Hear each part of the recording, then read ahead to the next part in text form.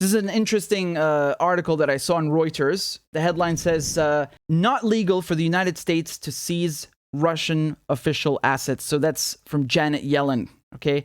The United States does not have legal authority to seize Russian central bank assets frozen due to its invasion of Ukraine, the Treasury Secretary Janet Yellen said on Wednesday.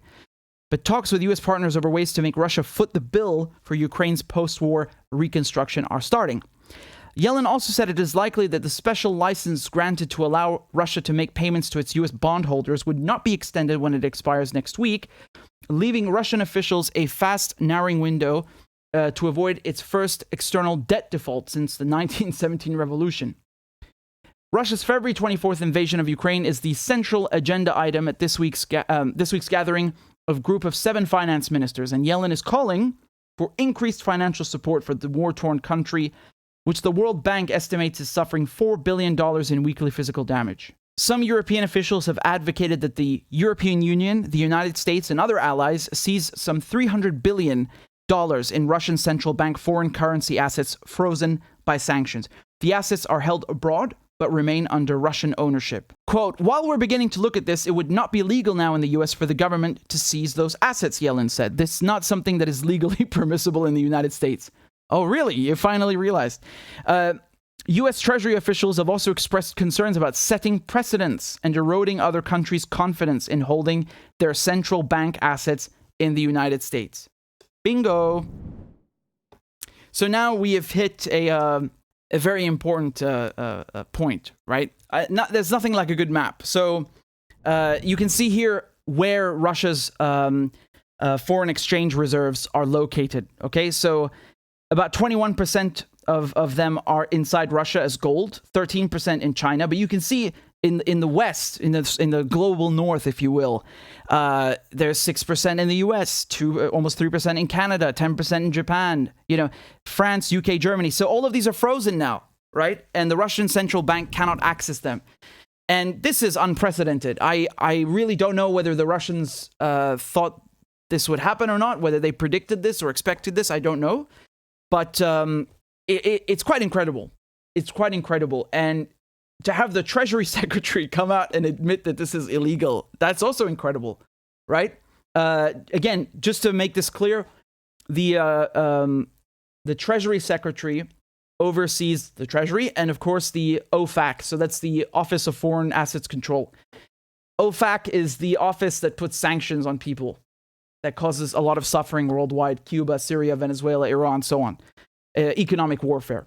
And so she heads that, right? So this is Uncle Joe's Rainbow Coalition death cult, what I like to call it. It's the diversity, right? So instead of having a man starve people in Syria or Afghanistan to death, a woman will do it now, which makes it so much better, right? Wow, well done. So she is saying that this is illegal. Of course it's illegal. Of course it is. And the funny thing is that they even mentioned this is eroding trust in other countries. So other countries are looking at this and going, are we next? If we do something the Americans don't like, they're just going to steal our money?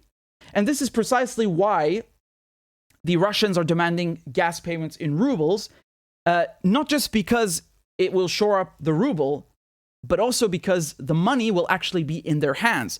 Because right now, the way that this has worked is that the European or the foreign buyer pays Russia in euros or dollars in a Western bank.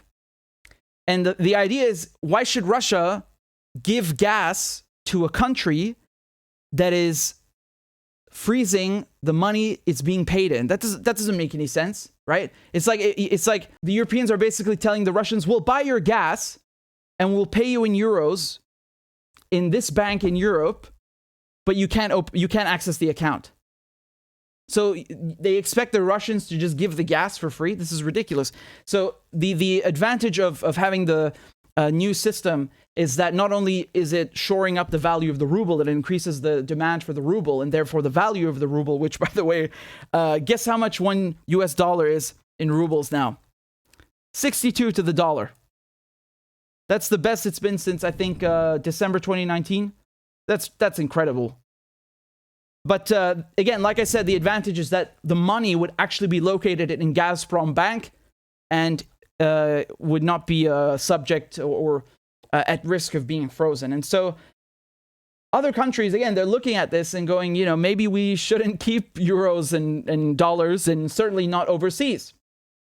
And Russia, since 2014, when it was threatened back then to be removed from SWIFT, they already started de-dollarizing their forex, their foreign exchange reserves, and buying up more gold instead, and so on. This is funny because look what they're saying here. They're saying Russia has some $40 billion of international bonds, and has so far managed to keep current on its obligations and avoid default thanks to a temporary license from the Treasury, granting an exception, allowing banks to accept dollar-denominated payments from Russia's finance ministry despite crippling sanctions on Russia.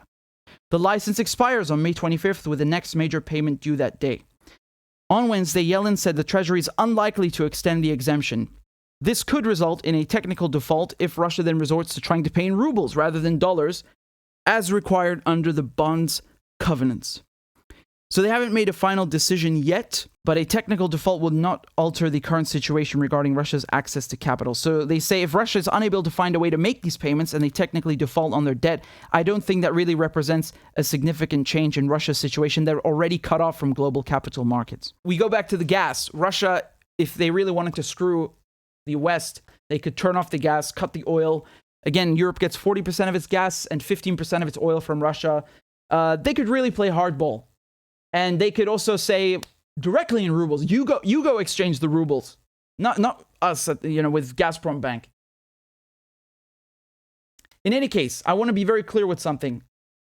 I find this terribly ironic because the capitalist, imperialist West is based on what? Private ownership, right? It's all about corporations. It's all about capital, literally capital, okay? And what you're seeing here is the capitalist, imperialist West stealing the private property of Russians just for being Russian, right?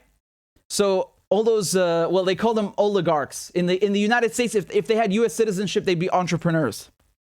So they're actually stealing the private property of people that really have nothing to do with the government at all. They're just punishing them for being Russian. And I find that incredible because the whole system is based on private ownership. And even that they don't respect anymore, which just shows you how crazy the hysteria is.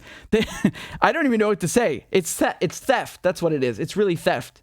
So for me, when I see this, when I see them stealing, again, I don't exactly have sympathy for, Russian billionaires, but I'm showing you how they're hypocrites, really, and it's theft because whether they steal Iranian fuel on its way, in a container to Venezuela, or they steal some mansion belonging to a Russian oligarch, billionaire, whatever, it's the same thing. It's theft, and it's at the state level, so it's really just state piracy. Of course, other countries are looking at this and saying, "You guys are crazy," and that's most countries. Remember, the West is not most of the world. The West is actually one tiny part of the world. This is why you're seeing the emergence of a multipolar world, because people are looking at this and saying you're going too far. And it doesn't mean you have to like Russia. It doesn't mean you have to agree with Russia. But the hysteria right now against the Russians is making the Chinese, the Indians, the Pakistanis, and so on look at this and think maybe we should kind of divert our efforts and not deal too much with those guys, because they could at any moment give us the same treatment. The central bank's assets, half of its assets being frozen. I don't know how you can look at that and not consider it economic warfare. It's really economic warfare. It's $643 billion, and they froze half of it, basically. They stole half of it. And even if they do give it back, the precedent that they have set now is so dangerous. It's really dangerous. And this is why you're going to see the emergence of alternative financial payment systems, monetary systems, and banks. And you already see it. You already see Gazprom Bank, gas payments in rubles. You're seeing oil sales in rupees, rubles. You're seeing Mir expanding with China, Venezuela, Iran. Everybody's looking at this and saying we need to make our own stuff. This has gone too far. And they don't trust Western institutions or banks anymore, Because when you can just sanction people on a whim and destroy their country, whether it's Iran or it's Syria or Russia, it doesn't matter. This is economic warfare, and the United States is using the dollar, the power of the dollar, to play bully. And again, you could maybe look at what's happening in Ukraine and say, well, Russia deserves it.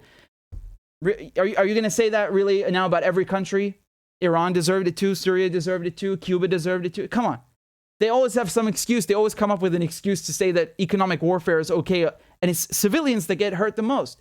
Except this time, European civilians are also going to feel these sanctions and are feeling them in the West, in the United States, in America, in Europe. Gas prices going up, oil prices going up, energy prices going up, food prices going up.